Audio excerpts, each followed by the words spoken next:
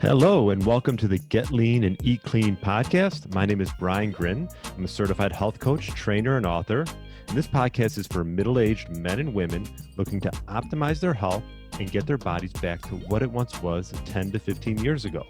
I will give you simple, actionable items to get long-term sustainable results. Thanks for listening and enjoy the show.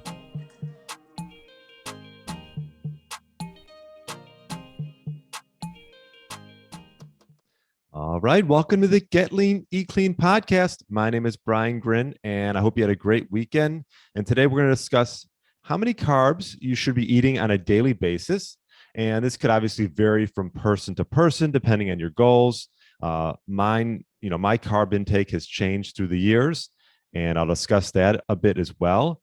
But, typically you hear on a keto diet that daily carb intake should fall between 30 and 50 grams of carbs, which is obviously not a lot. That's probably about 5 to 15% of your daily intake as far as food and macronutrients is concerned.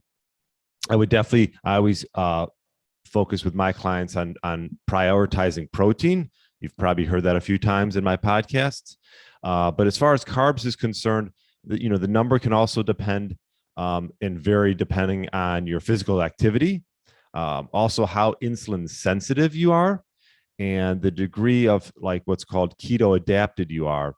So, and also how long you fast for and how long, if you fast a lot, you probably can get away with more carbs.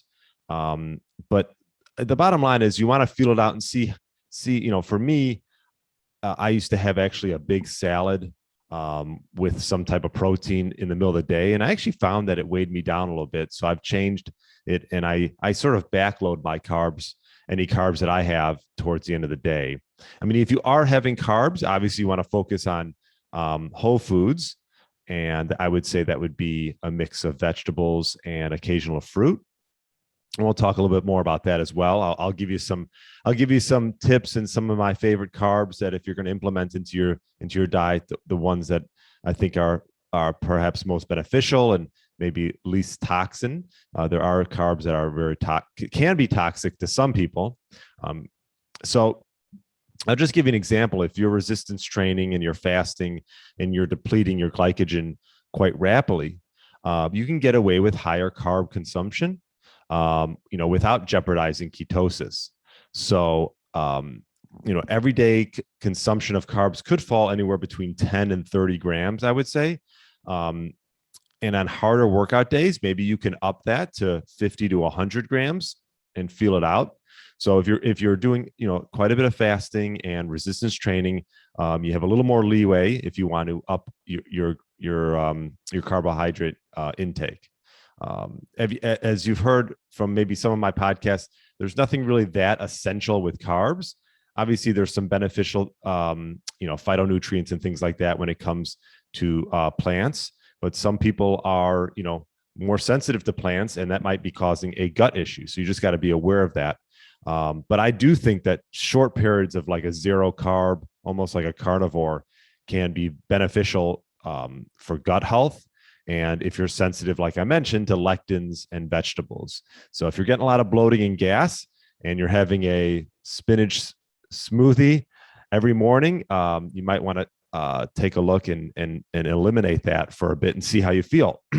My friend Brad Kearns talks about that. He used to have a green smoothie and found a lot of bloating and gas. And so he had to sort of eliminate that from his daily routine. So I would say if you could stick with nutrient dense, nose to tail is ideal. And you can occasionally add in veggies and berries and even maybe some honey. Plant foods, you want to integrate strategically, for like glycogen reloading, also to improve insulin sensitivity and to optimize thyroid and adrenal function.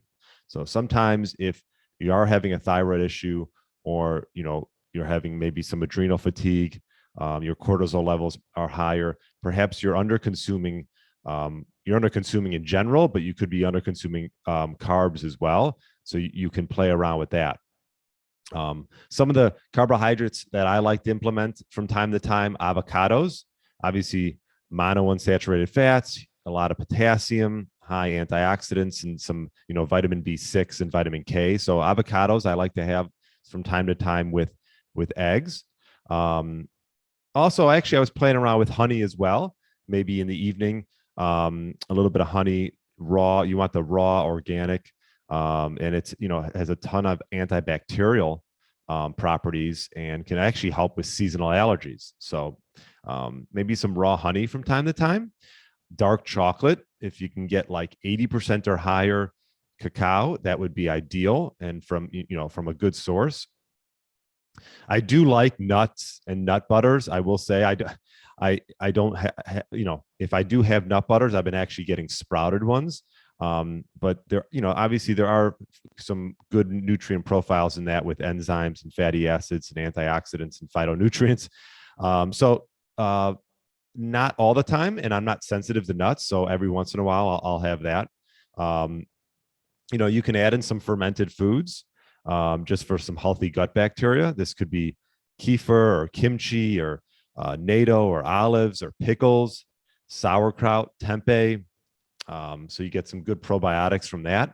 Maybe some seaweed from time to time. I actually bought some seaweed and I've been eating that as a snack. It's a good source of iodine, vitamin D, vitamin B12, selenium, and omega-3 from seaweed. Occasional fruits, I would say, if they're in season, would be a good carb to add in every once in a while, preferably ones that may be a little bit lower on the glycemic index. This could be mainly the berries, but in-season fruits, not so bad every so often. And maybe some sweet potato or squash. Those are what I would call less toxic and high antioxidant and some anti-inflammatory, immune boosting, and gut health properties in there as well. So there's some plant foods that you can add in. I would just add them in strategically. And from time to time, I like to backload towards the end of the day for me, and like to stay fairly low carb for the rest of the day. So with fasting as well. So hope this helps as far as how many carbs to eat. Play it out, see how you feel. And let me know. I'll be curious. Write in the comments below how many carbs you implement into your life and what are your favorite ones. So hope this helps, and hope you're enjoying all my podcasts. Feel free to subscribe to YouTube. I put them all on YouTube, and also on iTunes and Spotify and all the major listening devices. So thanks so much for listening, and I will talk to you next time. Hey, Get Lean, Eat Clean Nation. Are you a man between the ages of 40 and 60 years old, looking to lose inches around your waist, have significantly more energy throughout the day, and gain muscle, all while minimizing the risk of injuries? Well, I'm looking for 3 to 5 people to work one-on-one with in my Fat Burner Blueprint Signature program, which I've developed by utilizing my 15 years experience in the health and fitness space. This program is designed specifically for those committed to making serious progress towards their health goals over the next 6 months. We will focus on sleep, stress, nutrition, meal timing, and building lean muscle. If this sounds like a fit for you, email me at brian@briangrin.com with the subject line Blueprint. That's brian@briangrin.com with the subject line Blueprint. Thanks for listening to the Get Lean, Eat Clean podcast. I understand there are millions of other podcasts out there, and you've chosen to listen to mine, and I appreciate that. Check out the show notes at briangrin.com for everything that was mentioned in this episode. Feel free to subscribe to the podcast and share it with a friend or family member that's looking to get their body back to what it once was. Thanks again, and have a great day.